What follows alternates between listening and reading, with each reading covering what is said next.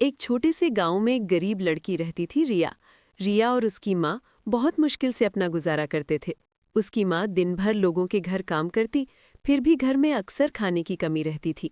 एक दिन रिया जंगल के पास से गुजर रही थी, तभी उसे जमीन पर एक घायल चिड़िया पड़ी दिखाई दी। उसके पंख में चोट लगी थी और वो उड़ भी नहीं पा रही थी। रिया को उस पर दया आ गई। वो चिड़िया को अपने घर ले आई। उसने उसे पानी दिया, थोड़ा सा खाना दिया और प्यार से उसकी देखभाल करने लगी। पूरी रात रिया चिड़िया के पास बैठी रही।